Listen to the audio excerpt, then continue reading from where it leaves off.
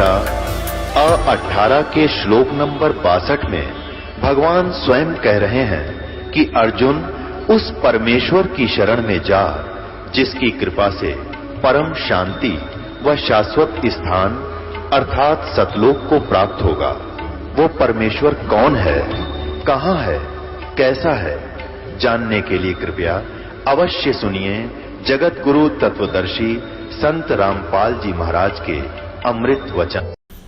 एक समय ब्रह्मा और विष्णु जी में युद्ध हो गया। किस बात पर?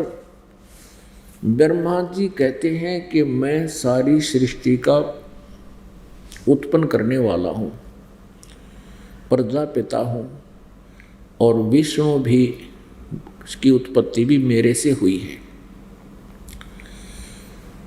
और विष्णु जी कहते हैं कि मैं सबका पालक हूँ। ब्रह्मा जी मेरी नाभि से उत्पन्न हुए हैं, मेरे बच्चे हैं, मेरा बेटा है। अब ऐसी गलतफहमी इनका कैसे होगी ब्रह्मा जी और विष्णु जी का? जैसे ये काल है जो ब्रह्म है, सरपुरुष जिसे कहते हैं, ज्योति निरंजन भी कहते हैं, 21 ब्रह्मांड का स्वामी है। और ये ब्रह्मा विष्णु महेश का पिता है, दुर्गा इनकी माता है। इसने प्रतिज्ञा कर रखी है कि मैं कभी किसी के समक्ष अपने ओरिजिनल रूप में नहीं आऊँगा, वास्तविक रूप में। तो ये क्या करता है, जैसे वेदों के पढ़ने वाले ऋषि महर्षियों ने परमात्मा पाने के लिए ओम नाम जाप किया और हठ योग समाधि लगाने की चेष्टा की, तो समाधि के अंदर किसी को इसने ब्रह्मा रूप में दर्शन दे दिए, अपने पुत्र ब्रह्मा के रूप में। और किसी को तो उसने जिसको ब्रह्मा के रूप में दर्शन दिए तो उसने सब जगह ढंढूरा पीट दिया कि ये जो ब्रह्मा हमारे सामने बैठे हैं ब्रह्मा जी, ये रजगुण ब्रह्मा जी, ये पूर्ण परमात्मा है, ये सबके पालक हैं, यही सबके प्रजापिता हैं, ऐसे ऐसे। और ये अपने आप को छुपाए हुए हैं। 1 ने, 2 ने, 10 ने, 20 ने, 50 ने, 100 ने ऐसे ब्रह्मा जी को कह दिया। फिर किसी को इसने दर्शन दे दिए विष्णु जी के रूप में, तो उन ऋषियों ने डंडोरा पीट दिया कि पूर्ण परमात्मा श्री विष्णु जी हैं, जो ये सतोगुण है, ये काल के पुत्र। ऐसे ही 150, 200 ने विष्णु जी के बारे में कह दिया कि मैंने समाधि लाई और विष्णु जी इनके मैंने साक्षात दर्शन किए, ये छुपाई बैठे। अब इन दोनों भगवाना के गलतफहमी होगी, ब्रह्मा और विष्णु के। ब्रह्मा जी के उन ऋषियों के कहने से इन मन में आगी कि मैं सारी सृष्टि का रचयिता हूँ, इसी तरह विष्णु जी का आगी। एक दिन ब्रह्मा जी गए विष्णु जी के पास, वो शेष नाग की सैया पर लेटे हुए थे, लक्ष्मी जी पास बैठी थी, अन्य उनके अंगरक्षक भी वहीं खड़े थे, पार्षद थे। अब ब्रह्मा जी जब वहाँ पहुँचे, विष्णु जी ने उनका सत्कार नहीं किया। ब्रह्मा जी कहने लगे, ओ बेटा देख तेरा बाप आया है, तू मुझ आए हुए अपने पिता का आदर नहीं करता, तेरा दिमाग खराब हो गया है, यो ठीक करना चाहिए। अब विष्णु कहता कि आजा बेटा, तू मेरा पुत्र है, मेरी नाभि कमल से तेरी उत्पत्ति हुई है, तू मेरा पुत्र है। ब्रह्मा जी कहते हैं कि मैं सारी सृष्टि का रचनहार हूँ और तेरी उत्पत्ति भी मेरे से हुई है, मैं तेरा बाप हूँ। अब दोनों का गुट बज गया, वो क्या मैं तेरा बाप, विष्णु का मैं तेरा बाप, ब्रह्मा का मैं तेरा बाप। पुण्यात्माओं, जिनको हम भगवान समझ कर पूजा करते थे, इनके विचार, इनके कर्म, इनके कर्तव्य एक 4ठी कक्षा के बच्चे के बराबर इनकी बुद्धि है। 3री 4ठी कक्षा के बच्चे लड़ा करें, टीचर उनसे पूछता भी किस बात का झगड़ा है तुम्हारा, एक कहता जी यू नो बोला मैं तेरा बाप, वो कहता नहीं जी पहले इसने कहा कि मैं तेरा बाप, और दोनों कुर्ता पड़वा रखा है, खूब एक दूसरे को कूट रखा। इसे थे हमारे भगवान जी नाम समर्थ मान रहे थे, ऐसी इनकी बुद्धि थी। ये देखिएगा, दास नहीं कह रहा, इनका इतिहास कह रहा है। देखिएगा शिव महापुराण हिंदी टीका सहित भाग 1, ये है श्री शिव महापुराण विद्या अवरिधि पंडित जवाहरलाल प्रसाद जी मिश्र कृत हिंदी टीका सहित, खेमराज श्री कृष्णदास प्रकाशन बम्बई।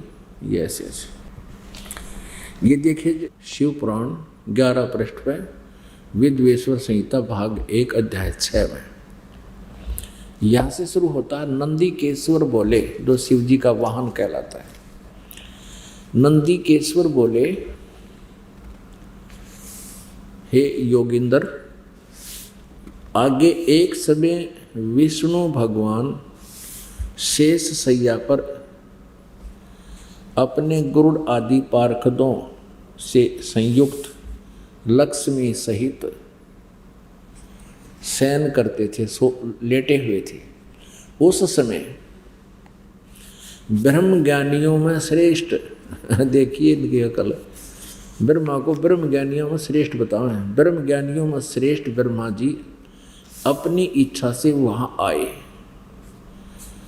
सब प्रकार सुंदर सेज पर शयन करते हुए कमल लोचन विष्णु जी से पूछने लगे,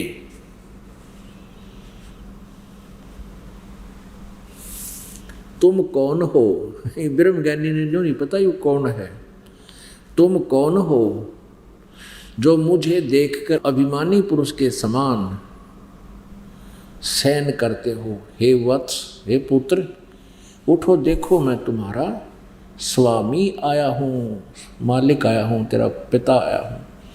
आए हुए गुरु को देखकर जो अभिमान करता है, उस द्रोही मूड का प्रायश्चित होना उचित है। यह सुनकर विष्णु जी के अंतर में तो क्रोध हुआ, अंदर तो छो उठा, गुस्सा हो गया, पर ऊपर नहीं दिखाया,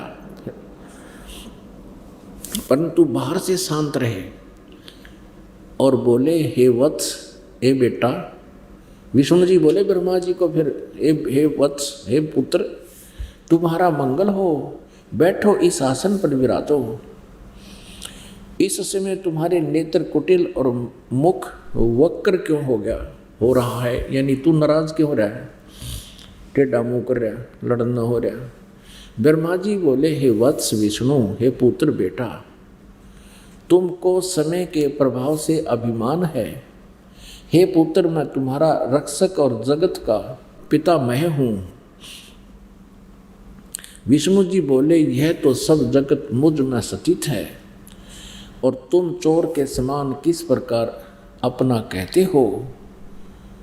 तुम मेरी नाभि कमल से उत्पन्न हुए हो, इससे मेरे पुत्र हो। मुझे पुत्र कहना व्यर्थ है। नंदीकेश्वर बोले, इस प्रकार ब्रह्मा विष्णु दोनों ही रजोगुण से मुग्ध होकर विवाद करने लगे। आज देखिए आगे कमाल कर दिया। मैं श्रेष्ठ हूँ, मैं स्वामी हूँ, ऐसा कहकर एक दूसरे को मारने की इच्छा से युद्ध करने में उत्सुक हुए। आगे देखो, और तब संपूर्ण देवता ये तो लठ बजाने लग गए, युद्ध शुरू कर दिया। और तब संपूर्ण देवता विमानों में बैठकर उस महाअद्भुत युद्ध देखने को चले और आकाश में उनके ऊपर फूल बरसाने लगे। वारे देवताओं, भले आदमियों, इन हमारे देवताओं ने पूछा, कोई यदि दो भाइयों का, दो व्यक्तियों का झगड़ा हो रहा हो, उनका बीच बचाव कराया करे, उन पर फूल बरसाया करे, ले लो, कर दो काम, मर कटो। जैसे पहले गांव में ना इन पशुओं ने लड़ाया करते, दो भैंसों को गुड़ाते थे, लड़ाते थे, बिड़ाते थे, तो उनको किलकी मारा करते, हूँ हाँ देखिए यूँ मारेगा टक्कर, और वो बिड़ा के छोड़ दिया करते उन्हें बुरी तरह। किसी का सींग टूट जाता, किसी का पूछड़ टूट जाता। अब ब्रह्मा विष्णु महेश लड़े हैं और हमारे देवता विमान में बैठकर आगे, देवता माने अच्छी आत्माओं को देवता कहते हैं, ये अच्छी आत्मा है। इनको फूल बरसाओ, उनको प्रकाश, शाबाश, बहुत बढ़िया काम कर रहे हो, लगे रहो। अब आगे दिखाते हैं। फिर क्या होता कि इन दोनों का युद्ध होता रहा, काफी सेना मर गई। तब युग काल में एक रचना रची। ये क्या करता है कि जैसे इसने शिव रूप धारण कर लिया, क्योंकि इसने प्रतिज्ञा की है कि मैं अपने वास्तविक काल रूप में किसी को दर्शन नहीं दूंगा। जैसे गीता जी अध्याय नंबर 11 के श्लोक नंबर 10 और 11 में दिखा, कहता है कि ये मेरा विराट रूप अर्जुन, और मैं अब सबको खाने को आया हूँ। गीता जी अध्याय नंबर 11 के श्लोक 47-48 में कहा कि ये मेरा विराट रूप, ये मेरा ओरिजिनल वास्तविक रूप है काल का, मुझ काल का, और इसको ये इसके तेरे अतिरिक्त पहले किसी को मैंने इसका प्रदर्शन नहीं किया, नहीं दिखाया। तो कहने का भाव ये है कि ये ऐसे आता है, वहाँ वो शिव रूप में आ गया, शिव जी के रूप, और उससे पहले उन दोनों के लड़ाई कर रहे थे। दोनों के बीच में एक तेजो में स्तंभ खड़ा कर दिया, बहुत लंबा चौड़ा, एक जैसे शीशे का मूसल सा हो, ऐसा खड़ा कर दिया, बहुत लंबा चौड़ा। अब लंबा ना बता करके ये कहना चाहता है दास कि इनका युद्ध तो बंद हो गया। फिर ये काल स्वयं शिव रूप में प्रकट हो गया। इन दोनों को समझाने लगा कि तुम अपने आप को स्वामी मान बैठे, तुम अपने आप को ईश मानते हो, तुम ईश नहीं हो, तुम प्रभु नहीं हो, तुम मालिक नहीं हो, तुम भगवान नहीं हो। ये देखिएगा, ये है पृष्ठ नंबर 17 पर शिव महापुराण विद्वेश्वर संहिता भाग 1 अध्याय 9 पर आ गया। अब नंदिकेश्वर बोले, इस प्रकार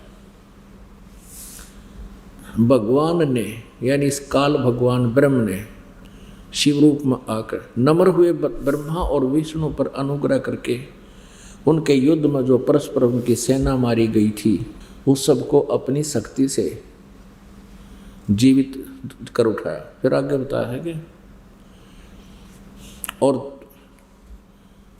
उन दोनों की अज्ञानता और वैर को दूर करने के अर्थ दोनों से कहा। उन दोनों की अज्ञानता और वैर को दूर करने के लिए कहा। अब 30वां श्लोक 9वें अध्याय का, मेरे सकल और निष्कल भेद से 2 स्वरूप हैं, परंतु और ईश्वर नहीं, इस कारण उनके 2 रूप नहीं हो सकते। पहला सतम रूप और पीछे मूर्तिमान रूप धारण किया है। जो पहले तुम्हारा मूसला था, वो मूसल ओ हमारा रूप, ये मूर्ख बनावा है, और अब ये मेरा मूर्तिमान रूप मैं तुम्हारे सामने हूँ। इसमें ब्रह्म निष्कल है और ईश रूप सगुण है, मैं तुम्हारे सामने खड़ा, ये मेरा ईश रूप है। मेरे ये दोनों रूप सिद्ध हैं, दूसरे किसी के नहीं हो सकते। इस कारण तुम दोनों ने अथवा दूसरों को ईश्वर तव की प्राप्ति नहीं हो सकती। तुमने जो अज्ञान से अपने को ईश माना, यह बड़ा अद्भुत हुआ। इसके दूर करने को ही मैं रण स्थान में आया हूँ। तुमने जो अज्ञानता से अपने को भगवान मान लिया, यू आर नॉट गॉड, तुम ईश नहीं हो, तुम भगवान नहीं हो, ब्रह्मा और विष्णु को कह रहा काल। अब तुम अपना अभिमान त्याग कर मुझ ईश्वर में अपनी बुद्धि लगाओ। मैं ही परब्रह्म हूँ। देख यूँ बता रहा है, मेरे ही अकल रूप हैं, ब्रह्म होने से मैं ईश्वर हूँ। अनुग्रह आदिक ही मेरा कर्त है। सर्वव्यापी होने से और जगत के वर्धक होने से मैं ब्रह्म हूँ। हे ब्रह्म केशव, सत्व और व्यापक होने से मैं आत्मा हूँ। मैं इस सब का ईश हूँ, यह मेरा है, मेरे सिवा किसी दूसरे का नहीं है। प्रथम तो ब्रह्म ज्ञान के निमित्त निष्कल ब्रह्म का प्रादुर्भाव हुआ है। अब देखिए आगे क्या कहता है। ये 18 पृष्ठ पर नीचे देखेंगे। हे पुत्रो, ये काल कह रहा है शिव रूप में प्रकट होकर ब्रह्मा और विष्णु को, हे पुत्रो, यह कृत आपने तप से प्राप्त किया है जो कि सृष्टि, उत्पत्ति और पालन कहता है, सो मैंने प्रसन्न होकर तुम्हें दिया है। इसी प्रकार से दूसरे दो कृत रुद्र और महेश को प्रदान किए हैं। यह सिद्ध हो गया ब्रह्मा, विष्णु और महेश से अन्य है जो शिव पुराण का ज्ञान बोल रहा है, वो काल है, परंतु अनुग्रह कृत कोई भी पाने में समर्थ नहीं है। बस इतना ही काफी है, हमने यहाँ से इतना ही लेना था। अब प्रसंग ये चल रहा था कि नीमा को जो परमात्मा बालक रूप में स्वयं प्रकट हुए आप ही मिले आकर के, और नंबर बन गए शिव जी के, और शिव भगवान ने पुत्र दे दिया। तो पुण्यात्माओं, ये शिव जी भगवान या ब्रह्मा जी भगवान या विष्णु जी, ये ईश नहीं है। अभी आपने पढ़ लिया, ये हमें केवल हमारा वर्क डन दे सकते हैं, जैसा जिसने कर्म किया उतना ही दे सकते हैं, इसमें कोई परिवर्तन नहीं कर सकते। मासा घटे न तिल बढ़े,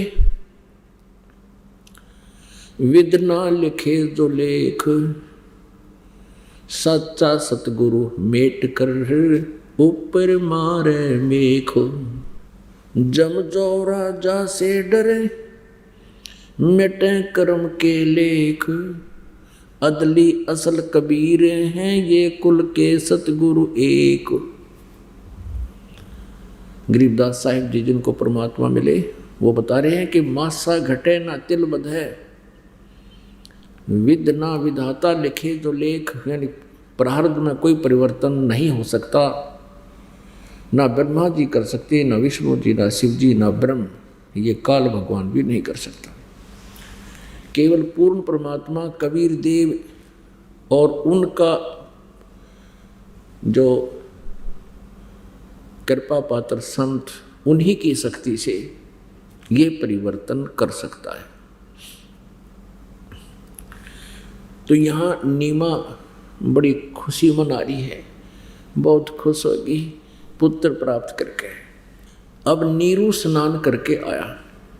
अच्छा पुण्यात्माओं, ये समस्या आती है क्योंकि हम परमात्मा से अपरिचित हैं, उनकी महिमा से अपरिचित हैं, लेकिन श्रद्धालु होने से हम भगवान से आशा पूरी रखते हैं कि वो हमें कुछ अननेचुरल करके देवे, कोई चमत्कार करे। अब यहाँ कई बार भक्तों के मन में शंका आती रहती है कि कमल के फूल पे नवजात शिशु कैसे रह सकता है, वो कैसे वो कमल का फूल सहन कर सकता है। एक बार ये दास अभी इस झूठे केस में जेल में गया था, वहाँ एक पुलिस कर्मचारी था, वो आ जाते वहाँ बैठ जाते, उनकी ड्यूटी होती थी। तो दास से कहते कुछ चर्चा सुनाओ, हम अपने भगवान कबीर जी के बारे में जानकारी देते हैं। वो सुनता रहता। एक दिन वो अपने आप कह रहा है कि महाराज जी, मैंने एक बथुए का पेड़ इतना बड़ा देखा कि इस जो हमारी कैद कोठड़ी ही थी वो अच्छी 10-12 फुट की थी, कि इससे भी ऊपर और इतना मोटा, यानी कम से कम 7-8 इंच डाया उसका पेड़ तना, और ऊपर इतना लंबा 12-13 फुट का इतना ऊंचा बथुए का पेड़, और उसे सब्जी ये साग बनाते हैं, और हमारे ही एक जेल कर्मचारी के घर पे है। मैंने देखा, मैंने कहा हो सकता है, कोई बड़ी बात नहीं। वैसे तो बथुए का पौधा ज़्यादा से ज़्यादा 1.5 फुट का हुआ करे, घना हो जाता है 2-2.5 फुट का। हमने देखा अभी किसान के गर्दन में दास का ज़्यादा से ज़्यादा 2-2.5 फुट का, कोई एक आधा की तो छुपा रहे जब वो जड़ा वो आया करे, और वो 12-13-14 फुट का हमने मान लिया कब से हो सकता है। बात आई गई हुई। एक दिन फिर चर्चा चली, मैंने सुनाई यही कथा कि कबीर जी नीरू नीमा को लहर तारा नामक तालाब में कमल के फूल पर मिले थे। वो कर्मचारी कहने लगा महाराज हंसा पहले तो, अब देख और आपकी बात मान लूँगा पर यह बात क्यों कर देते है, इतना बड़ा कमल कैसे हो सकता है कि बच्चे के वजन में उठ ले, कम से कम 4-5 किलो का तो होगा। मैंने उससे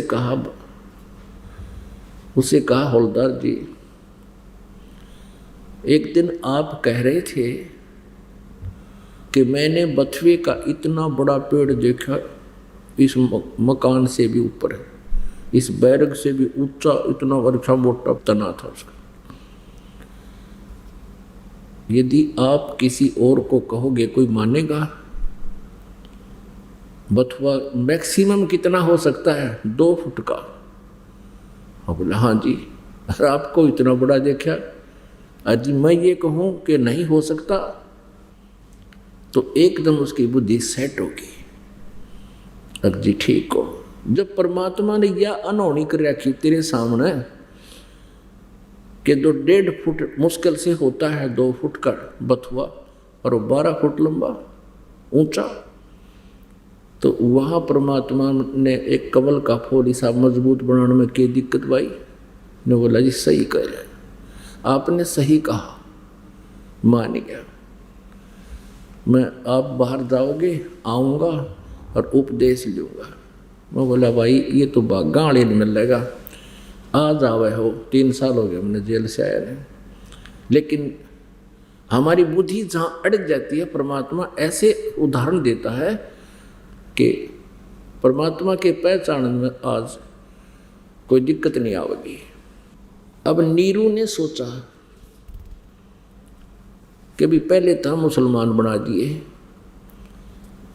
हिंदुओं से तो हमारी कोई जान पहचान रही ना, मुसलमानों से हमारे विचार मिलते नहीं, और अब हम इस बच्चे को लेकर जाएंगे, कोई कहेगा किसी का चुरा कर लाए हो, हम कहेंगे कमल के फूल पर मिला है, लोग नो कहेंगे तुम झूठ बोलते हो, कमल के फूल पर बच्चा कभी नहीं हो सकता, ये कैसे हो सकता है।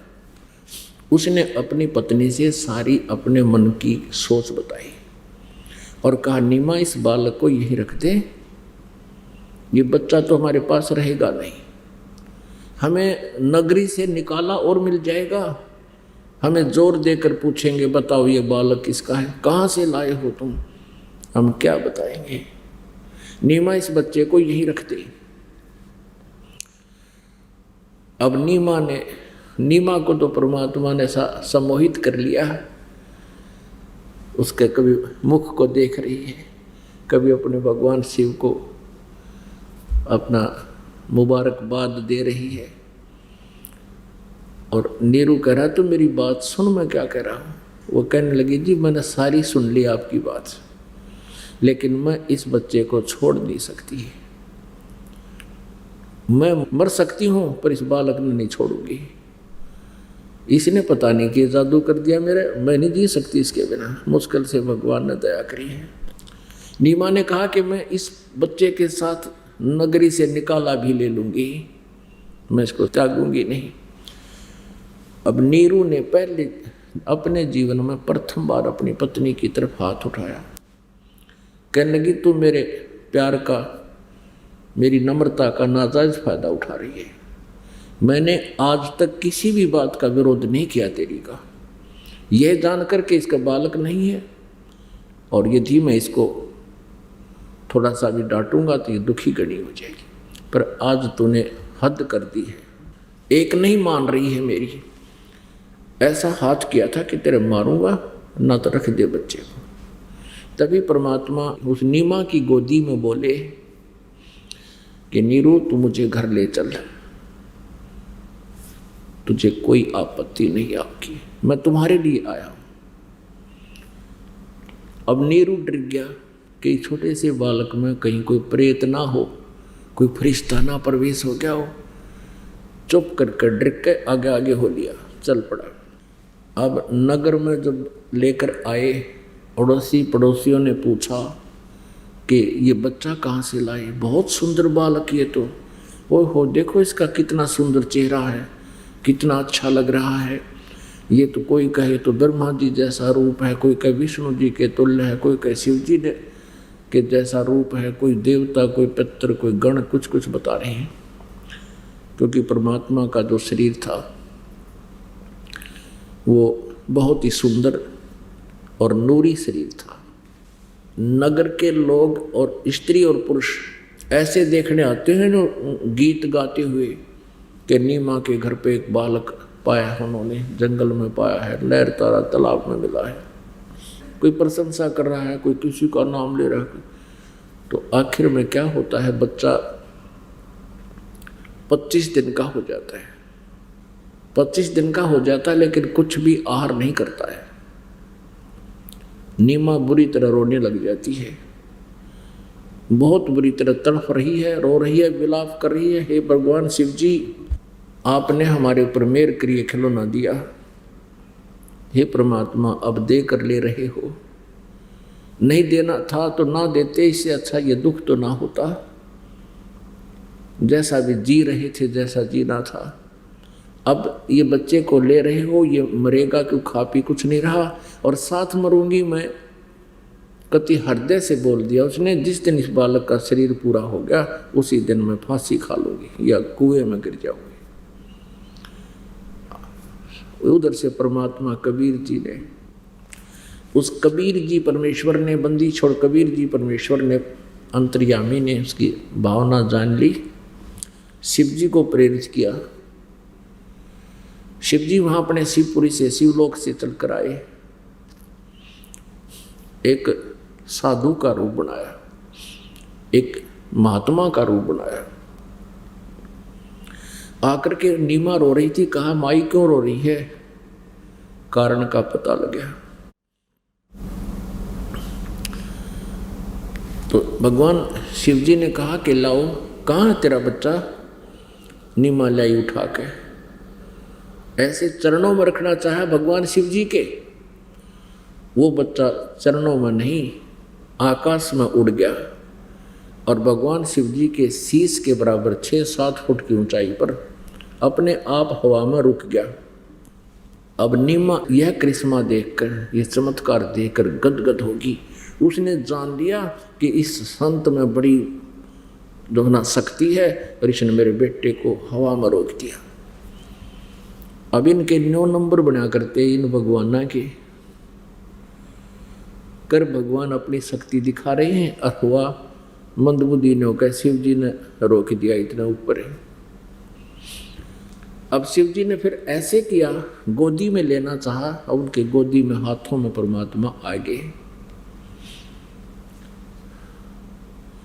फिर परमेश्वर कबीर देव जी ने 25 दिन की आयु वाले बालक ने कहा शिव जी से कि इनसे कहो कि कंवारी गायें ले आवे, कंवारी गायें ले आवे।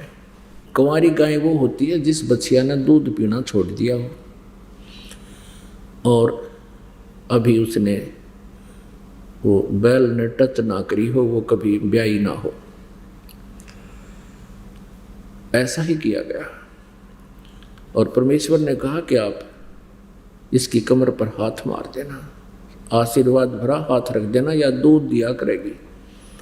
ऐसे 7 बार आपस में बतलाए। शिव जी नहीं समझ सके ये कौन है, इतना जरूर समझ गए कि ये कोई सिद्ध पुरुष अवश्य है।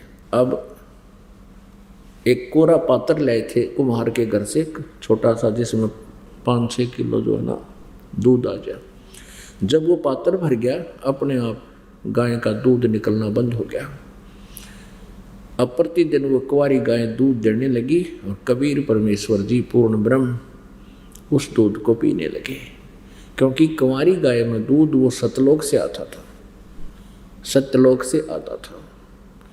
अपने आत्माओं ये लीला कबीर परमेश्वर जी प्रत्येक युग में करते हैं और वेद गवाही देते हैं कि पूर्ण परमात्मा वो परम अक्षर ब्रह्म जब ज्ञान प्रदान करने के लिए पृथ्वी पर आते हैं वो शिशु रूप धारण करते हैं और शिशु रूप में प्रकट उस अमर परमात्मा की परवरिश की लीला कुंवारी गायों के द्वारा होती है।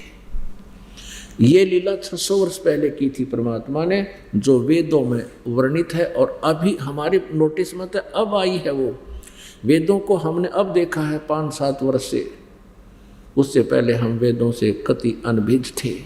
और वही लीला परमात्मा ने 600 वर्ष पहले कर रखी है।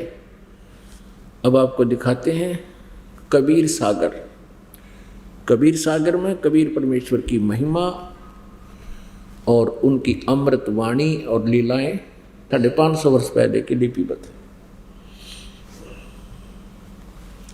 ये देखिएगा पवित्र कबीर सागर। ये है कबीर सागर, संपूर्ण 11 भाग इकट्ठे कर रखे हैं। खेमराज श्री कृष्ण दास प्रकाशन बंबई से प्रकाशित है। कबीर सागर संपूर्ण 11 भाग, खेमराज श्री कृष्ण दास प्रकाशन बंबई से। कबीर सागर प्रथम खंड। कबीर पंथी भारत पथिक स्वामी युगलानंद बिहारी द्वारा प्रचलित। मुद्रक एवं प्रकाशक हैं खेमराज श्री कृष्ण दास, अध्यक्ष श्री वेंकटेश्वर प्रेस, खेमराज श्री कृष्ण दास पार्क बंबई। अब यहाँ दिखाते हैं इसमें ज्ञान सागर। ये है ज्ञान सागर, प्रथम खंड है ये ज्ञान सागर, पृष्ठ 74 पे।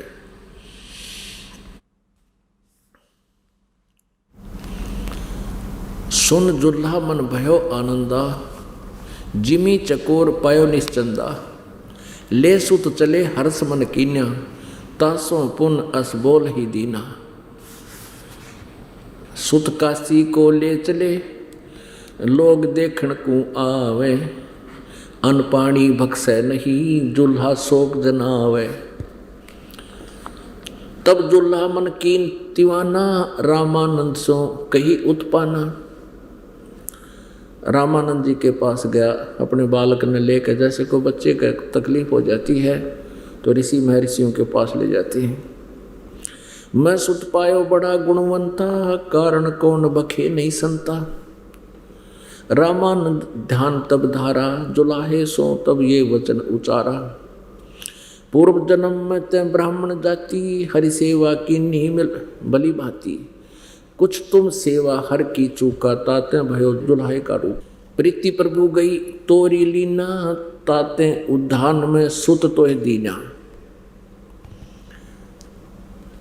हे प्रभु जस कीनो तस पायो, आरत हो तब दर्शन आयो।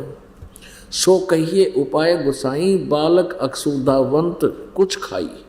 इसी दया करो रामानंद जी, मेरा भूखा बेटा कुछ खा ले। रामानंद अस युक्ति विचारा, तुम सुत कोई ज्ञानी अवतारा। तुम्हारा बेटा बहुत कोई अच्छा ज्ञानवान है।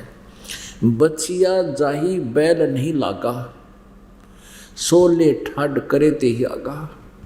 बछिया ले आओ गाय की, जिसको बैल ना लगा हो, यानी अनटच्ड हो, कुंवारी गाय हो, और उसके सामने खड़ा कर दो। दूध चले ते ही थन ते, दूध ही धरो छिपाई।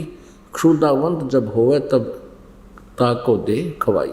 जुल्हा एक बछिया ले आवा, और चलो दूत कोई मरम न पावा। चलो दूत जुल्हा हरसाना, राग छिपाई कहो नहीं जाना। अब यहाँ इस कबीर पंथियों ने इनमें कुछ अपनी मंदबुद्धि से काट छांट भी कर दी है। यहाँ ये लिखा है कि चलो दूत कोई मर्म नहीं जाना। यहाँ ऊपर प्रसंग है, एक पुराना कबीर पंथ है, हाथ से लिखा हुआ, उसमें लिखा है कि यहाँ वो कहते एक दूत यानी एक संत रूप में कोई फरिश्ता आया, और उसने फिर ये सब बातें कबीर, क्योंकि इसकी पूर्ति गरीबदास जी ने की है। परमेश्वर कबीर जी ने अपना ज्ञान गरीबदास जी के अंतःकरण में फीड कर दिया था। तो यहाँ सपट लिखा है कि बचिया जाही बैल नहीं लागा, अरसो ले ठाड करे ते आगा। भूख लागा जो बालक पीवेगा, ऐसा कहने का भाव है।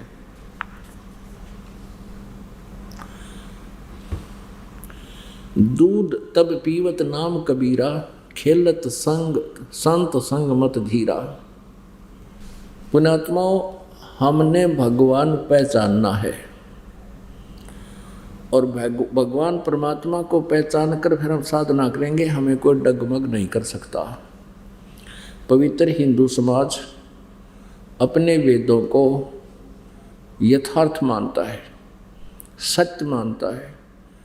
आज उन्हीं वेदों में परमेश्वर की महिमा लिखी हुई और ये स्पष्ट प्रमाण है कि वो पूर्ण परमात्मा ऐसी लीला करता है।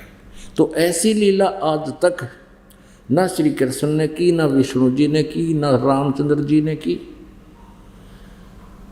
ना किसी और भगवान जिसको मानते हैं उन्होंने की। केवल कबीर जी ने की, जो वेदों में प्रमाण है। परमेश्वर कबीर जी कहा करते, वेद मेरा भेद है, मैं मिलूं वेदन से नाही, और जौन वेद से मैं मिलूं वो वेद जानते नहीं। कबीर जी कहा करते परमेश्वर जी कि वेद मेरा ही गुणगान करते मेरी महिमा का, पर मेरे पाने की विधि वेदों में नहीं है। अब देखिए ऋग्वेद मंडल 9-10 इकट्ठा ही अनुवादित है।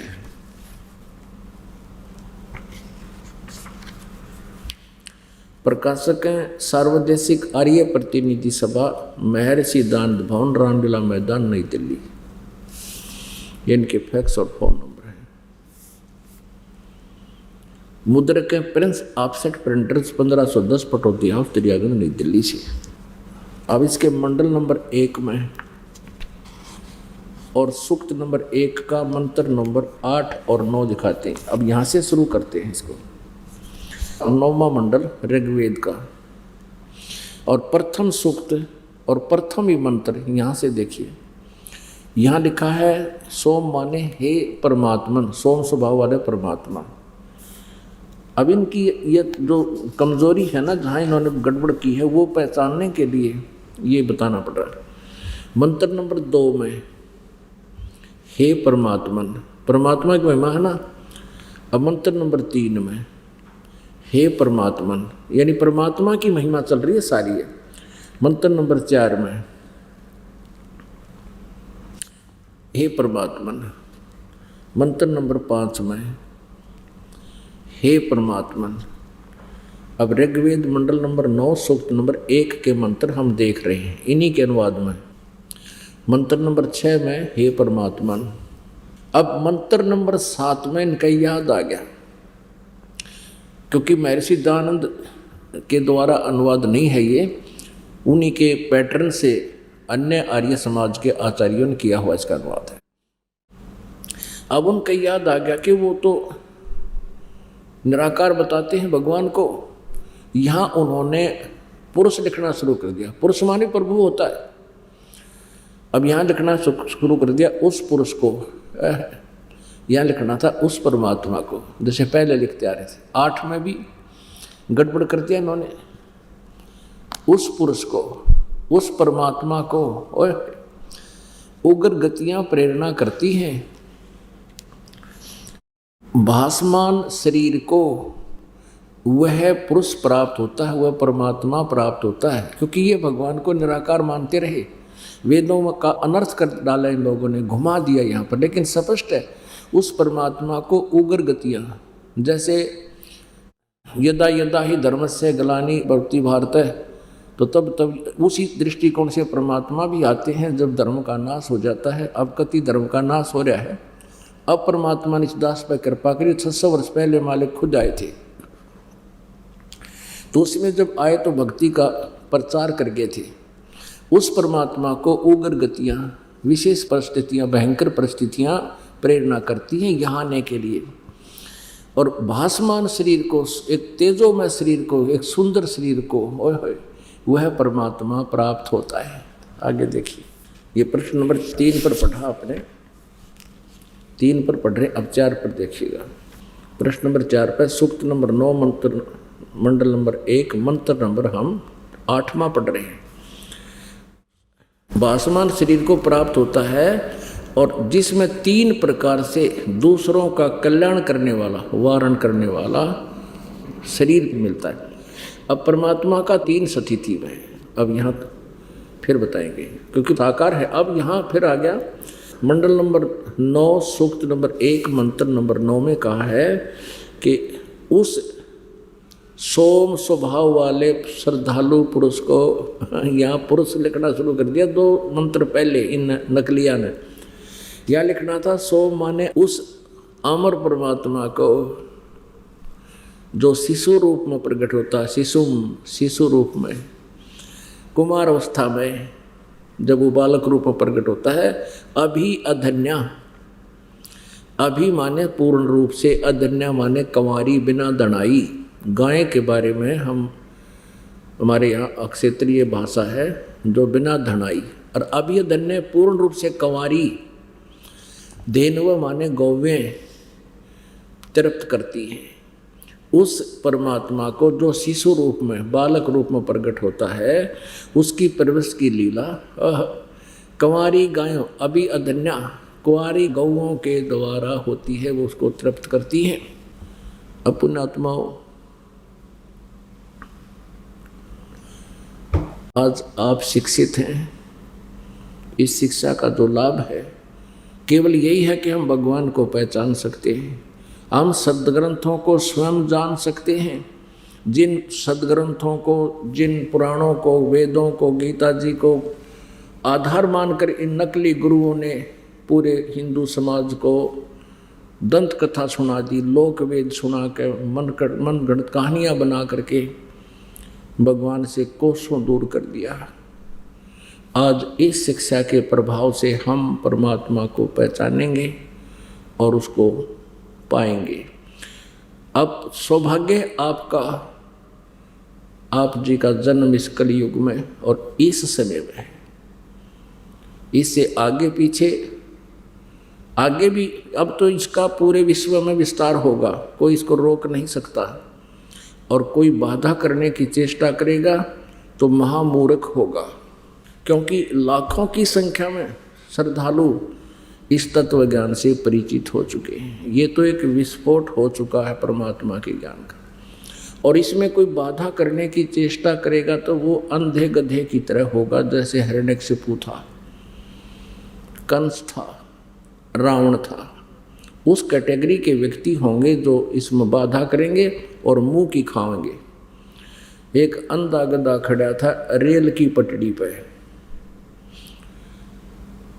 अब उधर से गाड़ी आ रही थी, उसने दूर से भनक पड़ गई, कोई तुझे डिस्टर्ब करने इधर ही आ रहा है। उस अंधे गधे को भनक पड़ गई कि कोई तुझे डिस्टर्ब करना चाहता है, और उसके लिए उसके पास जो औजार थे, हथियार थे, दोनों पिछले पैर तैयार कर लिए, जिधर से खड़खड़ खड़खड़ होती आवाज थी उस तरफ पिछले पैर कर लिए, पृष्ठ भाग उधर कर लिया, और दोनों दलत्ते पहना लिए। अकान दे निकट इसका ठोकूंगा। ट्रेन आई निकट, उसने दोनों लात मारी, उठा के पटक दिया, चकनाचूर कर दिया, टुकड़े हो गए। तो इस परमेश्वर के मार्ग में अब कोई बाधा अवरोध पैदा करेगा वो अंधा गधा होगा। परमेश्वर ने 600 वर्ष पहले कहा था, धर्मदास तो लाख दुहाई ये मूल ज्ञान की तबार ना जाए। और कलयुग का जो बिचली पीढ़ी आएगी, ये मूल ज्ञान बाहर जो पढ़ी, ये बिचली पीढ़ी हंस नहीं तेरी। परमात्मा ने तो वेदों और गीता के सारे प्रश्न नंबर बता दिए थे धर्मदास जी को, और पुराणों के बता दिए थे, श्लोक मंत्र बता दिए थे, और कहा था बेटा ये बताइए मत किसे दिए, नए नकली समझ लेंगे और ये फिर बात बदल जाएंगे। और हम जब आएंगे या अपना कोई दास भेजेंगे बिचली पीढ़ी में, तभी इनकी पोल खोलेंगे। क्यों करें तो तभी इनकी पोल खुलेगी। जो आज बकवाद कर रहे हैं, अजरो अमर हैं, ब्रह्मा विष्णु महेश मृत्युंजय हैं, कालज्जय हैं, सर्वेश्वर हैं, इनके कोई माता पिता नहीं हैं, ये स्वयंभू हैं, फिर इनकी पोल खोलेंगे। तो कहा था धर्मदास तो लाख दुहाई ये मूल ज्ञान की तबार ना चाहिए। और मूल ज्ञान बाहर जो पढ़ी या बिचली पीढ़ी हंसनी तेरी, आज आप उस बिचली पीढ़ी में हो जिसके लिए खजाना दबा कर रखा हुआ था, अब खोल दिया भगवान ने। बोलो सतगुरुदेव। ब्रह्म पिता परमात्मा पूर्ण ब्रह्म सर्वश्रेष्ठी रचनहार कबीर साहिब जी, कबीर देव जी, जो बनारस में काशी शहर में 120 वर्ष तक रहे, सह शरीर आए थे, सह शरीर चले गए। ये पूर्ण परमात्मा है, असंख्य ब्रह्मांड के स्वामी हैं। ये पाप नाशक है, जिसके विषय में सभी सद्ग्रंथ प्रमाण करते हैं। पवित्र चारों वेद परमेश्वर कबीर देव जी की महिमा से भरे पड़े हैं। ये परमात्मा पूजा के योग्य है। यही परमात्मा पाप नाशक है। यही हमारा पिता है। यही वो परमेश्वर है जिसके विषय में हम पढ़ा और सुना करते थे। तुमेव माता च पिता तुमेव बंधु च सखा तुमेव विद्या च द्रव्य तुमेव सर्व मम देव देव। ये है वो कबीर परमेश्वर जो हमारे माता और पिता का दोनों का हिस्सा जला रोल करते हैं, क्योंकि इनके वचन से हम सभी उत्पन्न हुए हैं। और यही हमारे सच्चे बंधु हैं, सच्चे साथी हैं। परमात्मा कहते हैं, जो जन मेरी शरण है ताका हूँ मैं दासे, गैल गैल लाग्या फिरूं जब तक धरती आकाश। जो बच्चा गऊ की नजर में यूं साईं को संत, भक्तों के पीछे फिर ये भक्त वत्सल भगवंत। अनंत कोटि ब्रह्मांड का एक रति नहीं भारे, सतगुरु पुरुष कबीर हैं ये कुल के सिरजनहार। आप जी ने कल रात्रि के सत्संग में परमेश्वर की महिमा सुनी, सदग्रंथों को आंखों देखा प्रोजेक्टर पर। परमेश्वर कबीर देव जी ने अपनी अमृत वाणी में, सच्चिदानंद घन ब्रह्म की वाणी में, यानी कबीर वाणी में, सूक्ष्म वेद में, उस तत्व ज्ञान में कहा है कि वेद मेरा भेद है, मैं मिलूं वेदन से नाही, और जौन वेद से मैं मिलूं वो वेद जानते नहीं। हम 4 वेदों से परिचित हैं, ऋग्वेद, यजुर्वेद, सामवेद और अथर्ववेद। इन 4 वेदों में परमेश्वर कबीर जी की महिमा भरी पड़ी है। कबीर अंगारी असी बम्भारी असी। अंगारी माने अग माने पाप, अरि माने शत्रु, पापों का नाशक। बम्भारी माने मीन बंधनों का शत्रु, बंधन काटने वाला, बंधक नाशक, बंध से छुड़ाने वाला, बंदी छोड़। यजुर्वेद अध्याय नंबर 5 के श्लोक नंबर 32 में स्पष्ट किया है कि उसी कसी जो परमात्मा अति शांतिदायक है, वह कबीर अंगारी असी, वो कबीर है, वो पाप नाशक है। और बम्भारी असी, बम्भारी मन बंधनों का शत्रु। पुण्यात्माओं, परमात्मा का पाना बहुत सिंपल है, बहुत आसान है। यदि इस पृथ्वी पर कोई आसान काम है तो परमात्मा प्राप्ति है, और आज तक हमें मिला नहीं। ऋषि महर्षियों ने हजारों वर्ष तक साधनाएं की, उनकी साधना मनमुखी थी, उनकी साधनाएं शास्त्र विधि त्याग कर मनमाना आचरण था, और उनको ज्ञान केवल ब्रह्म तक का था। साथ में ब्रह्म ने, इस काल भगवान ने, जो 21 ब्रह्मांड का स्वामी है, इसने अपनी सोच, अपना मत भी इन ऋषि महर्षियों में थोप दिया, ठोक दिया। चारों वेदों में कहीं पर भी हठ योग करने का प्रावधान आदेश निर्देश नहीं है। ये हठ योग हुआ कहाँ से शुरू, और सबसे ज़्यादा हठ योग ही किया जा रहा है। ये हठ योग कहाँ से शुरू हुआ? जिस समय ब्रह्मा जी कमल के फूल पर रख दिए गए, इनको सचेत कर दिया गया। पहले ये अचेत कर रखे थे, काल भगवान ने, इनके पिता ने, दुर्गा के सहयोग से, इनकी माता के सहयोग से। ब्रह्मा जी कहते हैं श्री देवी पुराण में, अपने पुत्र नारद को सृष्टि रचना सुनाते हैं और अपनी उत्पत्ति भी बताते हैं। ब्रह्मा जी कहते हैं, बेटा नारद, मैं जब कमल के फूल पर बैठा था, मैंने सब जगह जल ही जल देखा, अन्य कोई वस्तु नजर नहीं आवती कमल के अतिरिक्त। उसी समय आकाशवाणी हुई कि तप करो। मैंने 1000 वर्ष तक तप किया। फिर आकाशवाणी हुई कि सृष्टि करो। अब ब्रह्मा जी ने ये आकाशवाणी पूर्ण परमात्मा की मान ली, क्योंकि इनको स्वयं नहीं पता भगवान है कैसा, कौन है, कहाँ रहता है।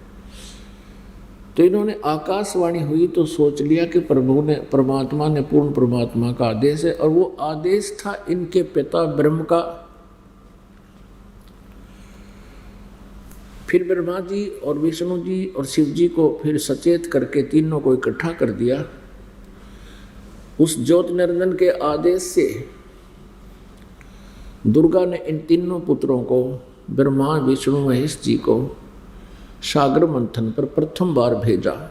और उधर से काल ने अपने श्वासों से ये 5 वेद समुद्र में छुपा दिए थे। इन्होंने वहाँ सागर मंथन किया तो काल ने 4 वेद तो प्रकट कर दिए, 5वां वेद सूक्ष्म वेद नष्ट कर दिया, जिसमें पूर्ण परमात्मा की विशेष जानकारी और उसके पाने का मेथड था, विधि थी। तो बाद में ब्रह्मा जी ने वेदों को पढ़ा।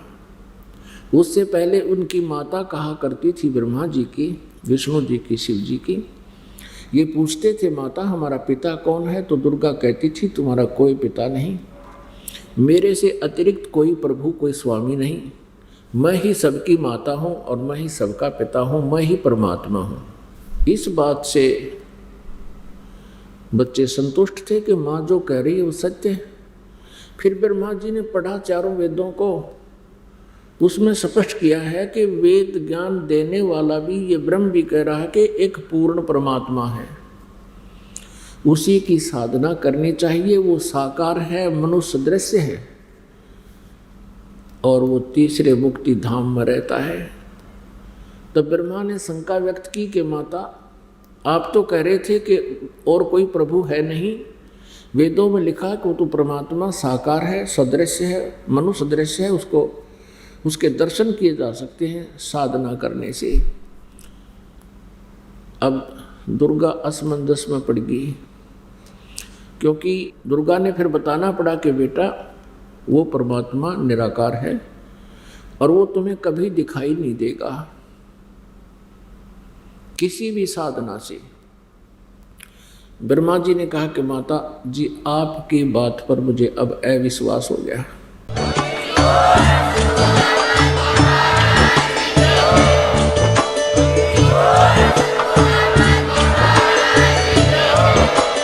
आप सुन रहे थे जगत गुरु तत्वदर्शी संत रामपाल जी महाराज जी के मंगल प्रवचन। अधिक जानकारी के लिए विजिट कीजिए हमारी वेबसाइट www.jagatgururampalji.org। संत रामपाल जी महाराज जी के शुभ आशीर्वाद से पूरे विश्व भर में 500 से भी ज्यादा नाम दीक्षा केंद्र हैं, जिन पर संत रामपाल जी महाराज जी द्वारा ऑनलाइन निशुल्क नाम दीक्षा दी जा रही है। अपने नजदीकी नाम दीक्षा केंद्र का पता करने के लिए संपर्क करें 8222880541।